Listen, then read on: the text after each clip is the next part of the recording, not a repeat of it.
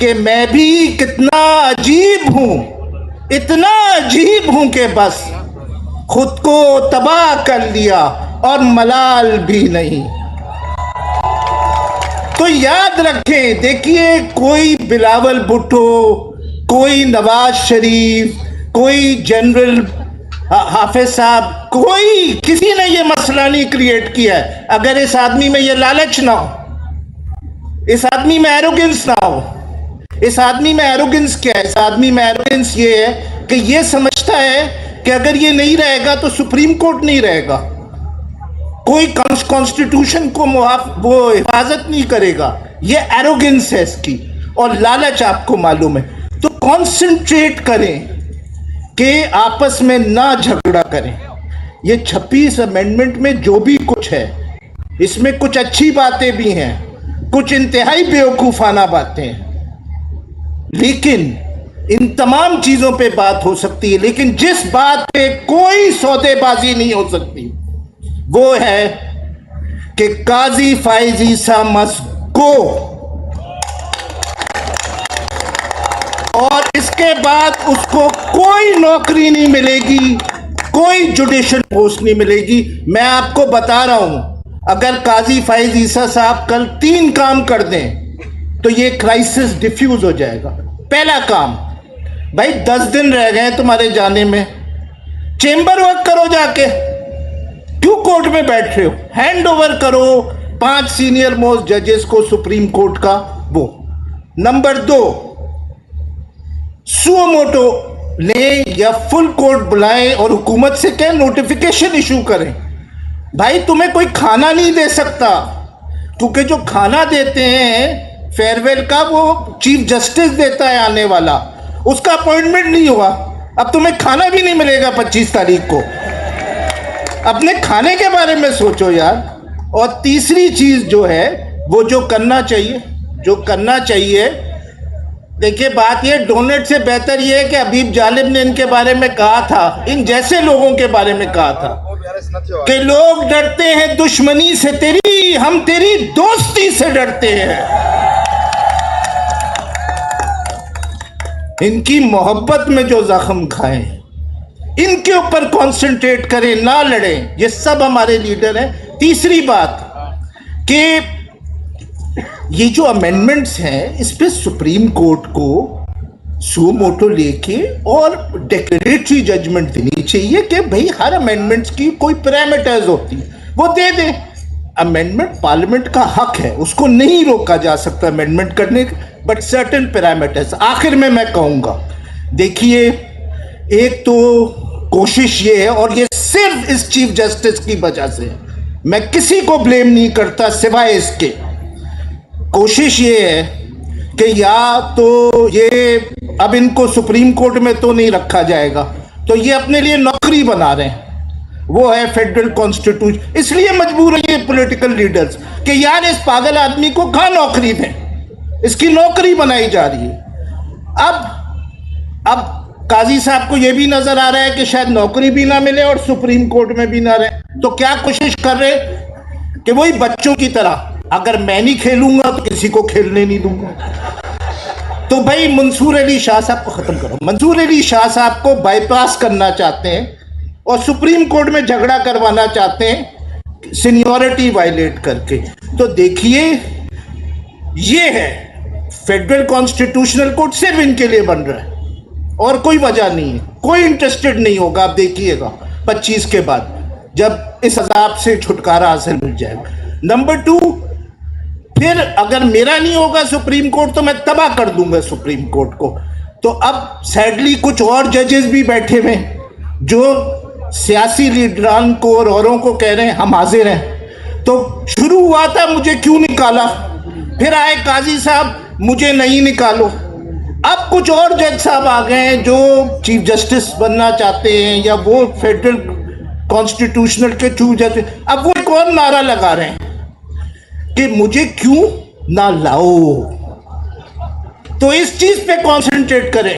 चन्ना साहब, इफ्तिखार अली चन्ना साहब और तमाम मैनेजिंग कमेटी को बहुत बहुत मुबारकबाद कहता हूं कि उन्होंने इतना लाइवली सेशन किया है इतनी इख्तलाफ के साथ ये तो असेंबली में भी नहीं होता, इसमें तालियां हो जाए। एटलीस्ट यहाँ डिबेट तो हो रही है। जी जी जी, देखिए हम झगड़ा क्यों कर रहे हैं आपस में? हम झगड़ा इसलिए कर रहे हैं क्योंकि हम ये नहीं समझ रहे हैं कि ये सारा मसला क्रिएट किसने किया। ये जो मसला चल रहा है कि एक इतनी बड़ी अमेंडमेंट बिल लानी पड़ रही है और नए चीफ जस्टिस साहब का नोटिफिकेशन नहीं इशू हो रहा, ये किसी सियासी लीडर की वजह से नहीं हो रहा। इसमें किसी सियासी लीडर का कसूर नहीं है, इसमें एस्टैब्लिशमेंट का भी कसूर नहीं है, इसमें सिर्फ एक शख्स का कसूर है, वो है चीफ जस्टिस काजी फाइजी साहब। किसी सियासी लीडर को मैं ब्लेम नहीं करता। इस पूरी क्राइसिस को क्रिएट किया है क्योंकि काजी फाइजी साहब की एक डिमांड है, मुझे नहीं निकालो। ये पूरी अमेंडमेंट का असल में प्रीएम्बल में लिख देना चाहिए, मुझे नहीं निकालो।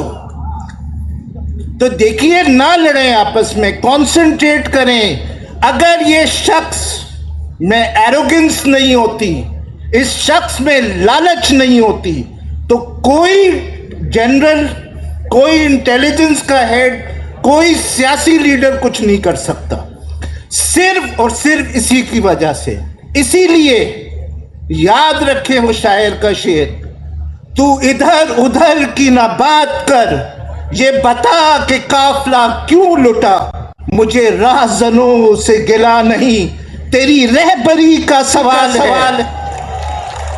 हमने किसी सियासी लीडर को सुप्रीम कोर्ट की कुंजी नहीं दी थी, किसी सियासी लीडर को कॉन्स्टिट्यूशन की प्रोटेक्शन का मुहाफिज नहीं बनाया था, हमने इन चीफ जस्टिस साहब को बनाया था। और एक कुंजी रख के, दरवाजे खोल के, और गाना सुन रहे हैं रफ़ी और आयशा भोसले का, अभी ना जाओ छोड़ के दिल अभी भला नहीं। भाई हमारा दिल भर गया है, आप जाएं छोड़ के। बड़े बदकिस्मत शख्स है।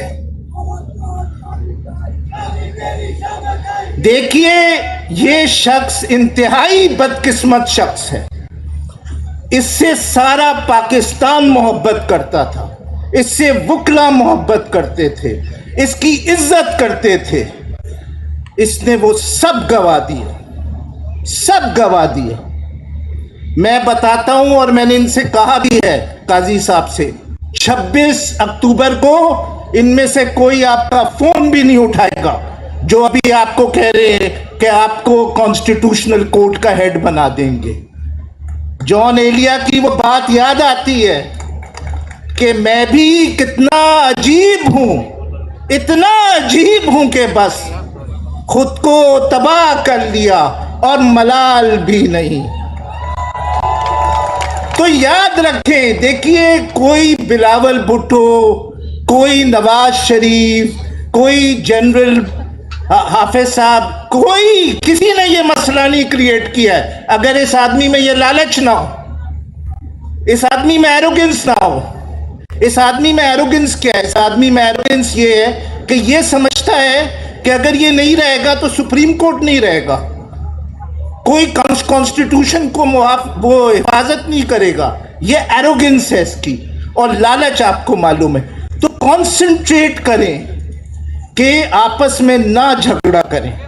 ये 26 अमेंडमेंट में जो भी कुछ है, इसमें कुछ अच्छी बातें भी हैं, कुछ इंतहाई बेवकूफाना बातें हैं, लेकिन इन तमाम चीजों पे बात हो सकती है। लेकिन जिस बात पे कोई सौदेबाजी नहीं हो सकती वो है कि काजी फाइज ईसा मस्ट गो,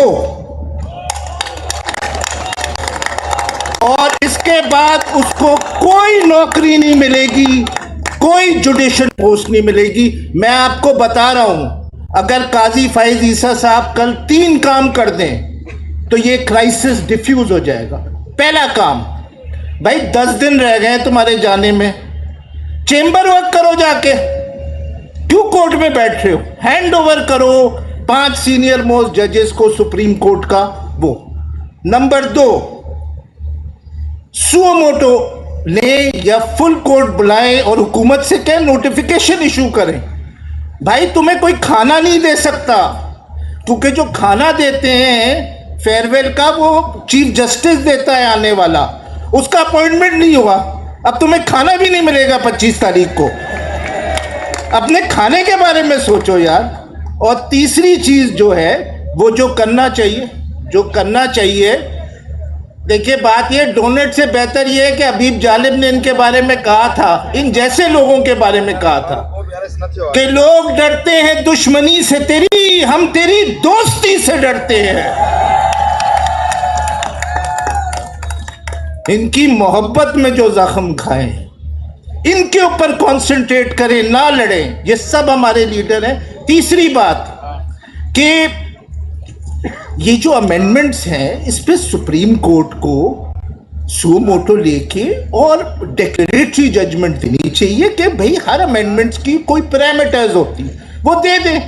अमेंडमेंट पार्लियामेंट का हक है, उसको नहीं रोका जा सकता अमेंडमेंट करने के, बट सर्टेन पैरामीटर्स। आखिर में मैं कहूँगा, देखिए एक तो कोशिश ये है, और ये सिर्फ इस चीफ जस्टिस की वजह से, मैं किसी को ब्लेम नहीं करता सिवाय इसके, कोशिश ये है कि या तो ये अब इनको सुप्रीम कोर्ट में तो नहीं रखा जाएगा, तो ये अपने लिए नौकरी बना रहे हैं, वो है फेडरल कॉन्स्टिट्यूशन। इसलिए मजबूर है ये पॉलिटिकल लीडर्स कि यार इस पागल आदमी को कहां नौकरी दें, इसकी नौकरी बनाई जा रही है। अब काजी साहब को यह भी नजर आ रहा है कि शायद नौकरी भी ना मिले और सुप्रीम कोर्ट में भी ना रहे, तो क्या कोशिश कर रहे कि वही बच्चों की तरह, अगर मैं नहीं खेलूंगा तो किसी को खेलने नहीं दूंगा। तो भाई मंसूर अली शाह साहब को खत्म करो। मंसूर अली शाह साहब को बाईपास करना चाहते हैं और सुप्रीम कोर्ट में झगड़ा करवाना चाहते हैं सीनियरिटी वायलेट करके। तो देखिए ये है फेडरल कॉन्स्टिट्यूशनल कोर्ट सिर्फ इनके लिए बन रहा है और कोई वजह नहीं है, कोई इंटरेस्टेड नहीं होगा। आप देखिएगा 25 के बाद जब इस अजाब से छुटकारा हासिल मिल जाएगा। नंबर 2, फिर अगर मेरा नहीं होगा सुप्रीम कोर्ट तो मैं तबाह कर दूंगा सुप्रीम कोर्ट को। तो अब सैडली कुछ और जजेस भी बैठे हुए जो सियासी लीडरान को और औरों को कह रहे हैं हम हाजिर हैं। तो शुरू हुआ था मुझे क्यों निकाला, फिर आए काजी साहब मुझे नहीं निकालो।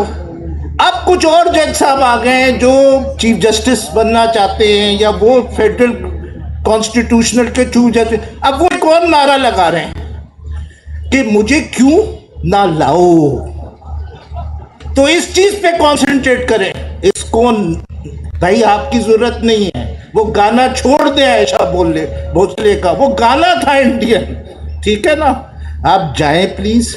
और जो बाकी जज साहिबान हैं जो अपनी सीरीज डाल रहे हैं ताकि वो बाईपास कर दें मंसूर अली शाह से, उनको गुजारिश ये है कि अपना इंतजार करें, आपकी बारी आएगी। थैंक यू जी, थैंक यू।